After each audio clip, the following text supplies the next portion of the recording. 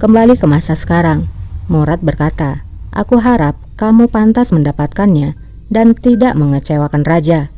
Dervis pun menjawab, "Tidak perlu meragukannya. Tuhan memberkati raja."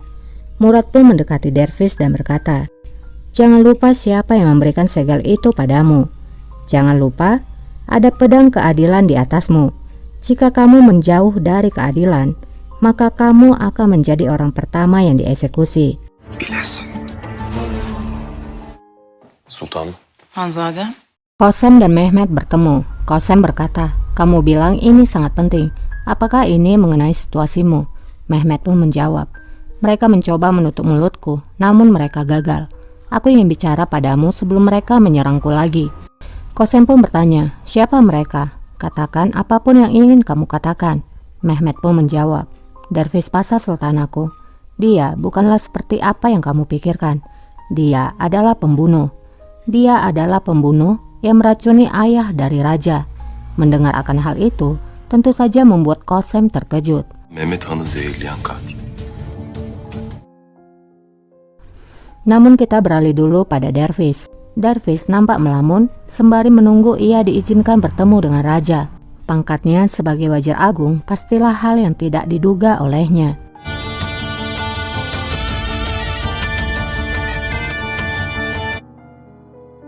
Kembali pada Qasem.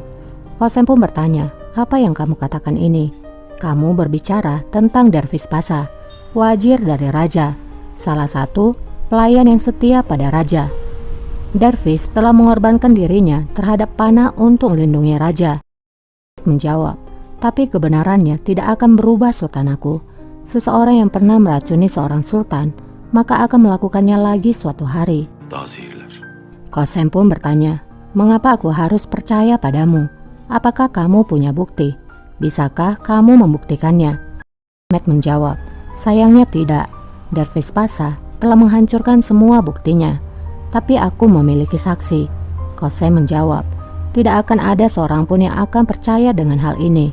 Jika kamu memiliki bukti, maka bawalah."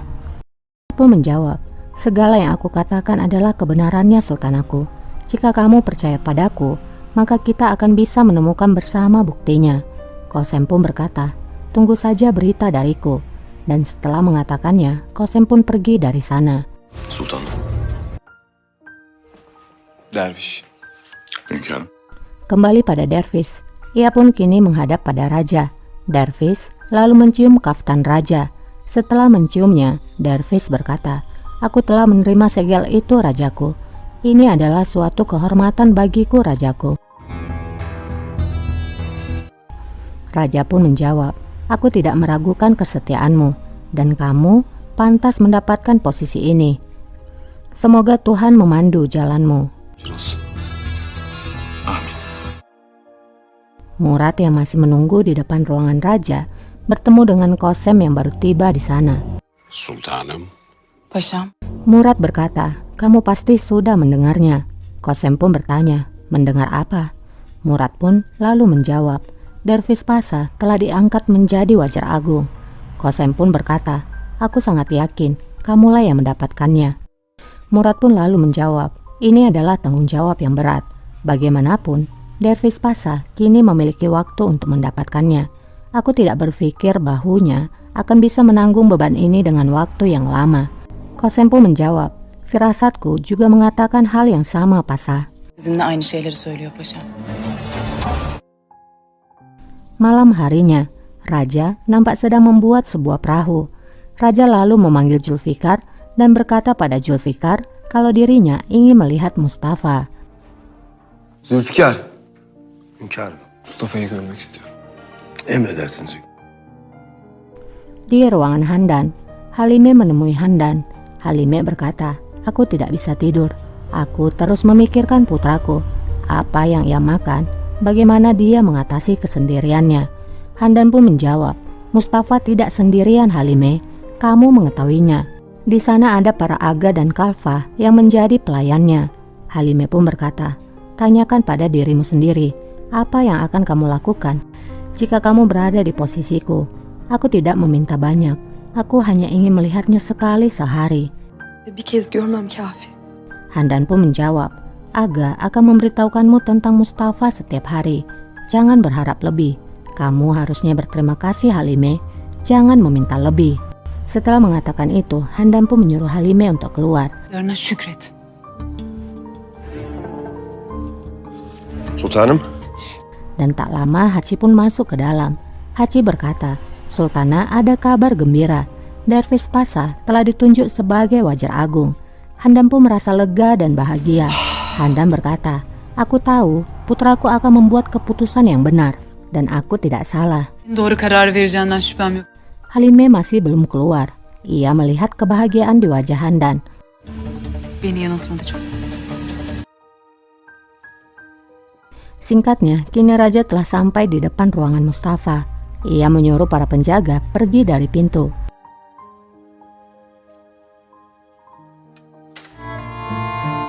Raja kemudian membuka pintu itu dengan perlahan. Lalu mengintip ke dalam, di mana terlihat Mustafa yang diam melamun di ranjangnya. Selir pun berkata pada Mustafa, sudah waktunya untuk tidur pangeran, kamu harus tidur.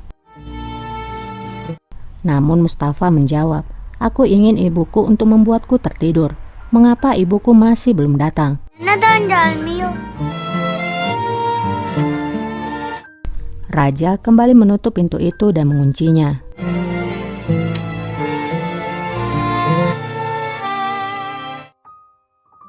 Di ruangan Kosem, Selir pelayannya menyampaikan kalau ada seorang gadis kecil ingin bertemu dengannya. Ia bernama Meleki. Adı Meleki'ymiş. Kita beralih sebentar kepada Halime. Menekse berkata, Valide tidak mengizinkanmu melihat pangeran. Halime pun menjawab, hatinya telah berubah menjadi batu. Yang dipedulikannya hanyalah Dervis Pasha. Dervis telah diangkat menjadi wajar agung. Handan Sultan pastilah sangat bahagia. Halime pun menjawab, bahagia? Dia bahkan berjalan seperti di udara. Tapi aku akan menjatuhkannya ke tanah. Durmasını bilirim ama. Kembali kepada Kosem, Meleki pun dipersilahkan untuk masuk. Kosem pun berkata, selamat datang. Apa yang terjadi? Kamu membuatku khawatir. Apakah ada sesuatu yang terjadi pada ibumu? Jawab, dia tidak baik-baik saja Sultana. Aku telah memanggil dokter. Dokter mengatakan ibuku harus dirawat.